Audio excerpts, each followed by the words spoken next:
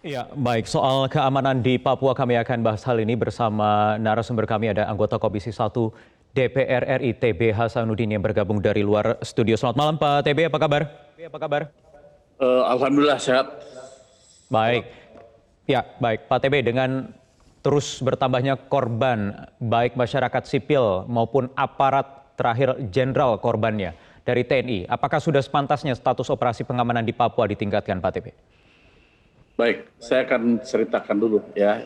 Sebelum kita mulai berdiskusi, saya mengucapkan turut belasungkawa atas gugurnya Majen TNI Purnawirawan Gusti Putu Hadi. Semoga beliau husnul khotimah.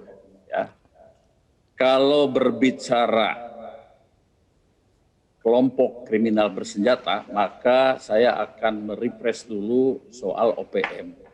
Dan istilah OPM ini masih dipegang oleh para separatis sampai sekarang ini. Mereka tidak pernah menamakan diri sebagai kelompok kriminal bersenjata. Kelompok kriminal bersenjata itu justru istilah dari kita yang menurunkan status dari OPM, Organisasi Papua Merdeka, itu sesungguhnya adalah separatis atau mungkin lebih disebut kelompok bersenjata atau lebih banyak disebut pemberontakan kelompok bersenjata. Nah, penurunan menjadi KKB itu menurut hemat saya menjadi tidak efektif. Kenapa tidak efektif? Nyatanya kalau saya monitor dari tahun ke tahun, dari bulan ke bulan, setelah dinyatakan sebagai KKB, maka lebih banyak korban dari pihak TNI Polri daripada korban dari KKB itu sendiri. Artinya jelas tidak efektif. Kalau memang kita sepakati ya KKB ini memang kriminal murni, ya walaupun tidak ada bukti kriminal murni, nyatanya mereka adalah separatis yang ingin keluar dari NKRI. Kenapa tidak dilakukan operasi penegakan hukum secara masif? Saya ulangi, secara masif. Tapi ternyata sekarang besaran senjata, jumlah senjata, besaran organisasi lebih masif lagi terjadi di tempat itu. Jadi ini harus mendapatkan perhatian kita semua.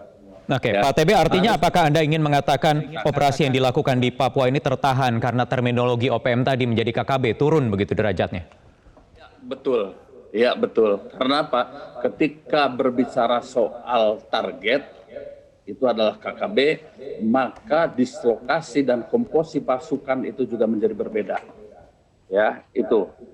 Kemudian juga ada yang harus kita kritisi, itu adalah peran Badan Intelijen Negara. BIN ini kalau mau, mari kita ya bergerak di operasi intelijen. Jangan masuk ke ranah operasi tempur. Begitu. Ya, kemarin itu ada kontak kan antara organik BIN dengan OPM.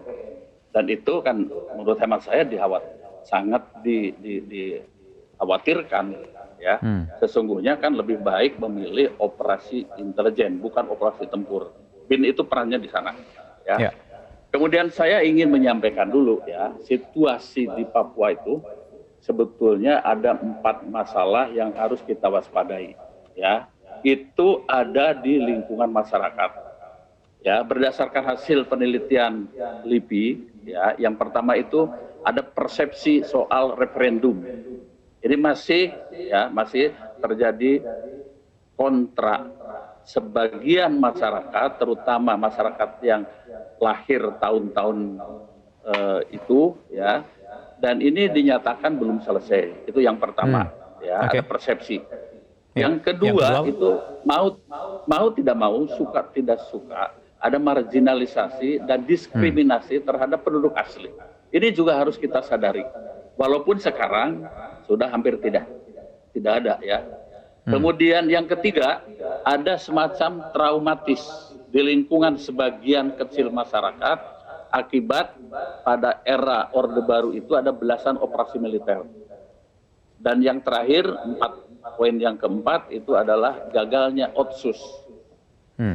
Rupiah yang mengalir dari Jakarta ke Papua itu triliunan, tetapi hanya nyangkut di tengah, tidak menyampai ke bawah. ya, kepentingan masyarakat, kesejahteraan masyarakat, pendidikan masyarakat, kesehatan masyarakat, sehingga Otsus di dalam aplikasinya nyatakan gagal. Nah, menurut hemat saya, pendekatan yang harus dilaksanakan itu ada dua. Yang pertama, pendekatan kesejahteraan, dan itu sudah dilakukan secara masif oleh Presiden Jokowi. Di era pemerintahan Pak Jokowi ini sudah ada jalan tol, ada fasilitas-fasilitas, bahkan pasar rakyat pun didirikan di sana. Jadi tidak ada lagi alasan. Yang kedua itu adalah pendekatan keamanan. Nah, ini harus berhati-hati tentang istilah operasi militer. Nah, itu. Ya, sekarang mengemuka lagi Pak soal wacana operasi militer ini.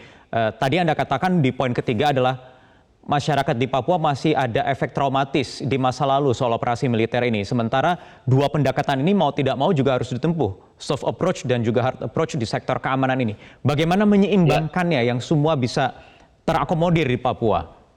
Ya, jadi kalau berbicara soal ada kelompok bersenjata yang tujuannya bukan semata merampas harta, tapi ingin mendirikan negara di sana atau akan keluar dari negara kesatuan Republik Indonesia, menurut hemat saya itu kan terorganisir, ya. Operasi militer atau pendekatan keamanannya itu harus ada kompilasi antara penegakan hukum dan operasi militer secara terpilih. Artinya seperti apa itu Pak? Pendekatan operasi militer secara terpilih itu? Yang dihadapi itu adalah benar-benar yang bersenjata saja.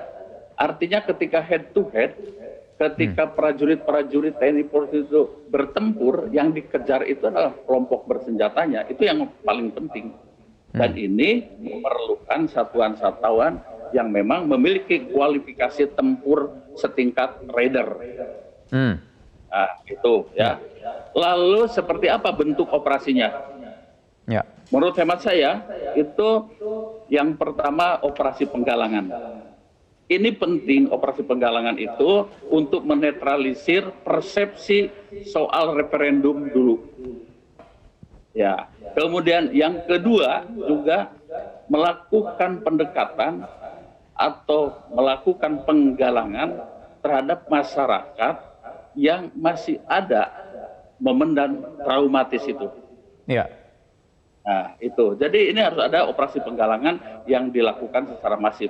Dan saya kira pasukan-pasukan teritorial, ya, Kodam, wilayah, itu memiliki kemampuan untuk itu. Harus kita dorong ke arah itu, ya, melakukan penggalangan secara masif bersama tokoh-tokoh masyarakat yang memang menjadi bagian dari Negara Kesatuan Republik Indonesia.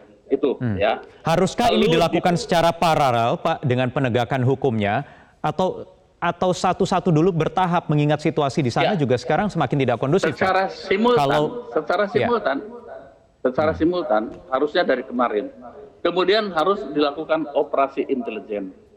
Satuan-satuan intelijen dari TNI, Polri, BIN dan sebagainya itu sudah cukup banyak di sana. Bagaimana mengorganisir satuan-satuan intelijen itu untuk ya tugas-tugas tersebut di atas. Melakukan penggalangan di dalamnya. Kemudian tapi juga mencari siapa tokoh-tokoh yang bersenjata. Dan kemudian dilakukanlah operasi tempur terpadu. Nah, ini yang memang harus dilakukan seperti itu, ya. Baik, Pak TB, untuk melakukan semua masukan yang tadi Anda sampaikan ini, pengerahan operasi secara masif, secara simultan, baik pendekatan soft approach dan hard approach penegakan hukum tadi yang Anda katakan, apakah juga diperlukan lebih dulu peningkatan status terhadap KKB?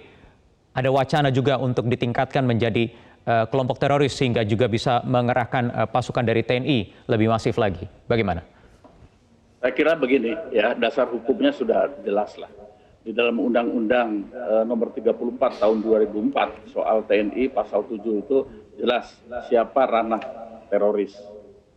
siapa juga ranah di mana bisa dilakukan operasi militer selain perang tentang separatis. Tetapi juga ya kalau berbicara KKB, peran dari Polri juga cukup signifikan. Artinya kita bisa gabung ini menjadi sebuah satuan yang efektif dan efisien, begitu. Oke.